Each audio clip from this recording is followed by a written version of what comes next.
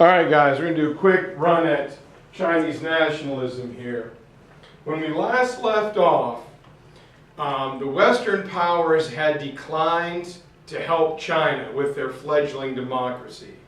So their leader, Sun Yet Sen, had no choice but to turn to the Soviet Union. When no one else was available to help him, Sun Yet Sen turned towards the West for assistance. And in shortly after this, Sun Yat Sen will say the Soviet Union was the one true friend of the people of China. So in 1925, Sun Yat Sen sent his most trusted aide, Lieutenant Chiang Kai-Shek, to the Soviet Union to study. Now, Chiang was supposed to be gone for several years, but he comes back after a few short months, and he wants to set up a military academy to feed into the Chinese Nationalist Party, known as the Kuomintang, or the KMT. We'll set up a military academy to feed our political party.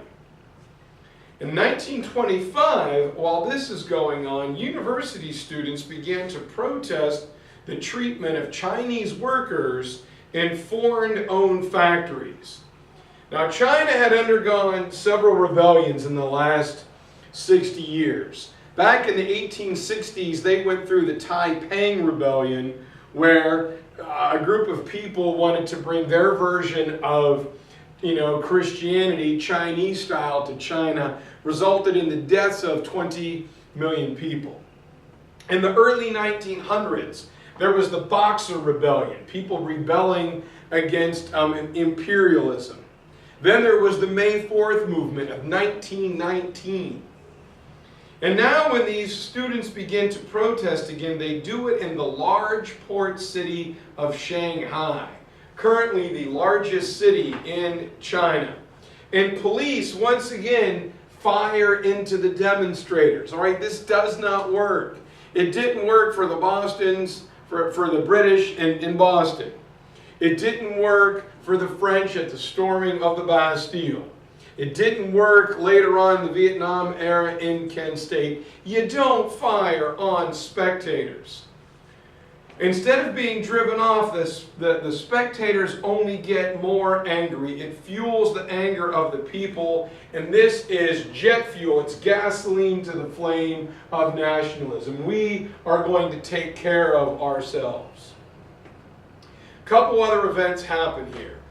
In 1925, Sun Yat Sen also dies. This is very unfortunate because this was a pivotal, crucial time for China. The army of the Chinese Nationalist Party, the KMT, has about 100,000 soldiers. The political party itself has about 200,000 members. So the KMT is by far and away the largest, most powerful force in the country. Problem is, their leadership rarely agrees. Further complicating this problem was that there were changes taking place in Chinese society.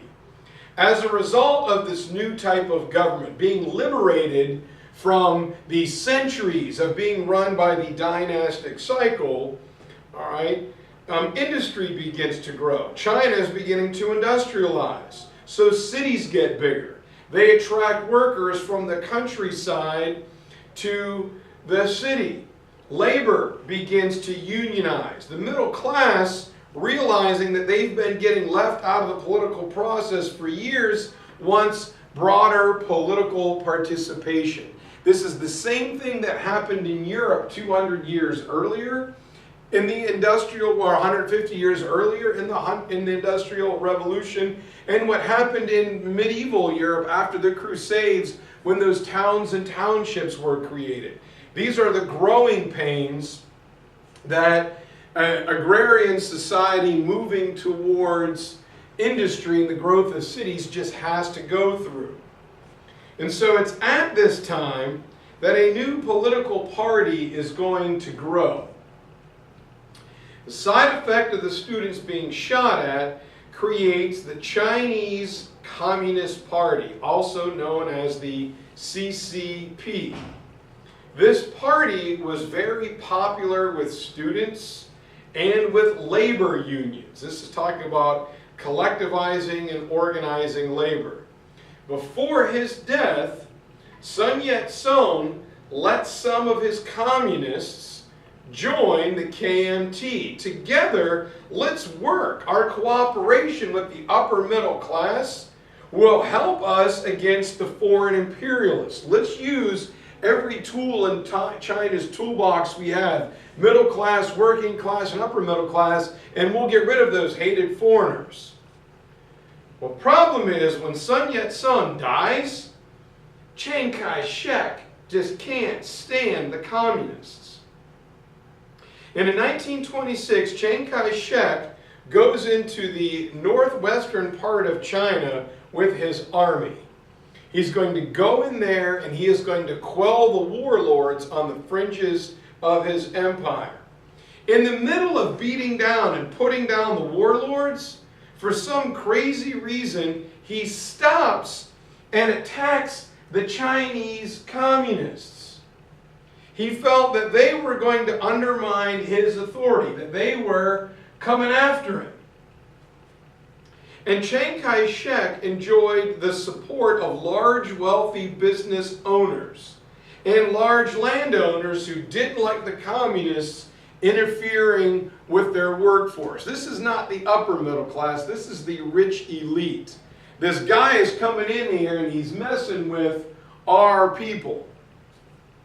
So in 1927, Chiang Kai-Shek orders a Stalin-like purge of all leaders in the CCP. One of the things that happened in the Soviet Union at the same time is Joseph Stalin, as he becomes the head of the Soviet Union, has everybody underneath him eliminated. Adolf Hitler does the same thing. If you remember back in ancient Rome, Caligula does the same thing.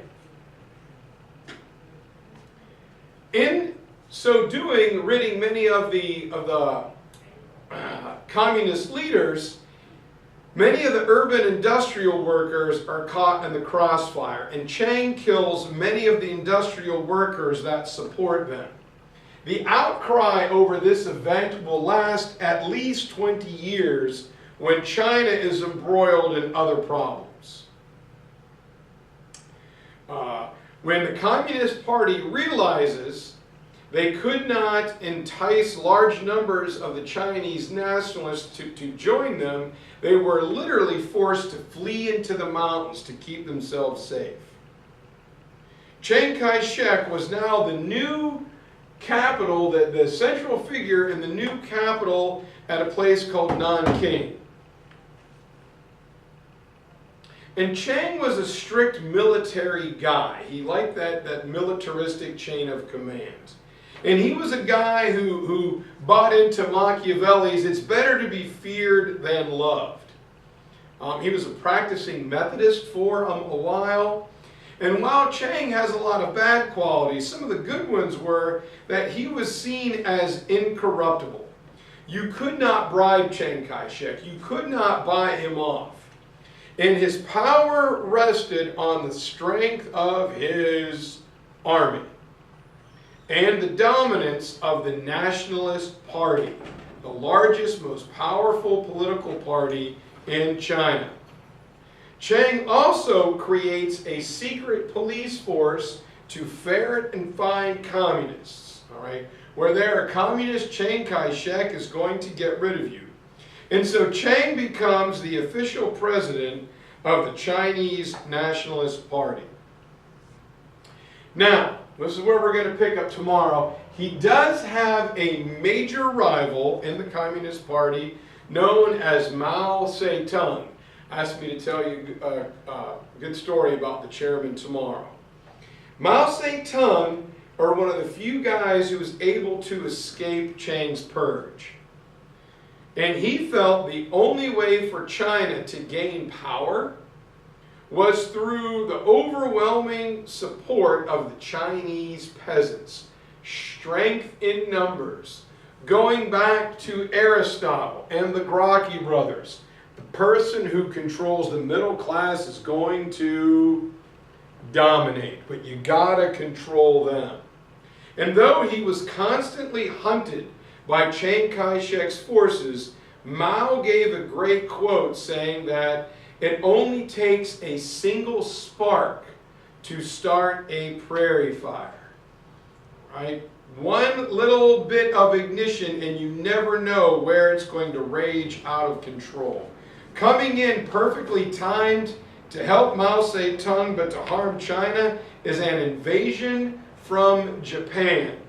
We will pick up with the Japanese invasion tomorrow, and hopefully we will get through this unit and start Japan tomorrow. I'll see you guys.